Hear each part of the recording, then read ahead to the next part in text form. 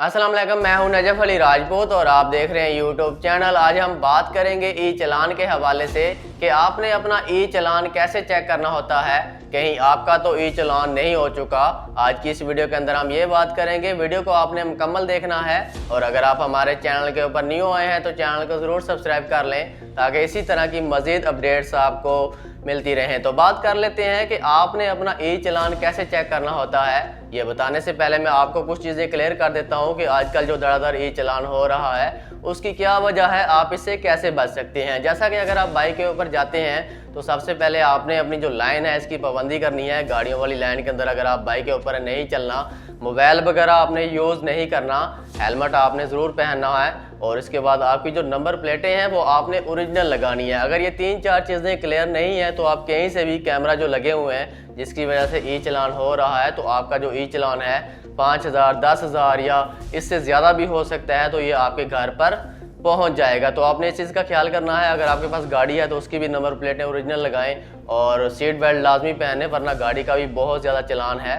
इन चीज़ों को आपने ज़रूर ख्याल करना है और किसी भी सिटी के अंदर ये किसी भी टाइम एक्टिव कर दिए जाते हैं। उसके बाद जो है लोगों को पता चलता है जब 5,000, 10,000 या 20,000 या 50,000 या इससे भी ज़्यादा चलान उनके घर पर पहुंच जाता है तो उसके बाद उन लोगों को इल्म होता है कि उनका जो चलान है बहुत ज़्यादा उनके पास आ चुका है और इसको भरना पड़ता है, जिसका भी ये चलान हो जाता है। और एक और चीज़ मैं आपको क्लियर कर दूं कि अगर आप कानून की पाबंदी नहीं करते, इन चीज़ों का ख्याल नहीं करते, लाइन की पाबंदी नहीं करते, बाइक पर हैं हेलमेट या अपनी नंबर प्लेटें नहीं लगाते या मोबाइल यूज़ करते हैं, गाड़ी पर हैं तो सीट बेल्ट वगैरह नहीं पहनते, गाड़ी पर भी लाइन की पाबंदी स्पीड के हिसाब से नहीं करते, तो आपका चलान किसी भी वक्त हो सकता है और बहुत ज़्यादा हो सकता है। और जब भी आप अपने घर से बाहर निकलते हैं, अगर किसी जगह पुलिस वालों ने आपको चेक कर लिया, किसी चौकी के ऊपर आपको रोक लिया, तो अगर आपका ई चलान हो चुका है, 5,000 है या 10,000 है, तो आपने इसको अदा करना है। उसके बाद ही आपकी जान छूटेगी। आपने इन चीज़ों का ज़रूर ख्याल करना है। तो बात कर लेते हैं कि ई चलान आपने कैसे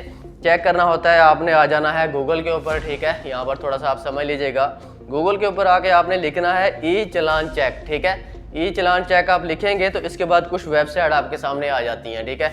इसके बाद आपने दूसरे नंबर के ऊपर आपको एक वेबसाइट मिलती है ई चलान सिस्टम वाली, ठीक है। इसके ऊपर आपने क्लिक कर देना है। उसके बाद आपको जो अगला ऑप्शन आता है यहाँ पर, सबसे पहले आपने यहाँ पर अपना नंबर लिखना है, ठीक है। सबसे पहले आपका जो नंबर है, आपकी गाड़ी है या बाइक है, आपका नंबर यहाँ पर मांगता है, आपने यहाँ पर लिख देना है।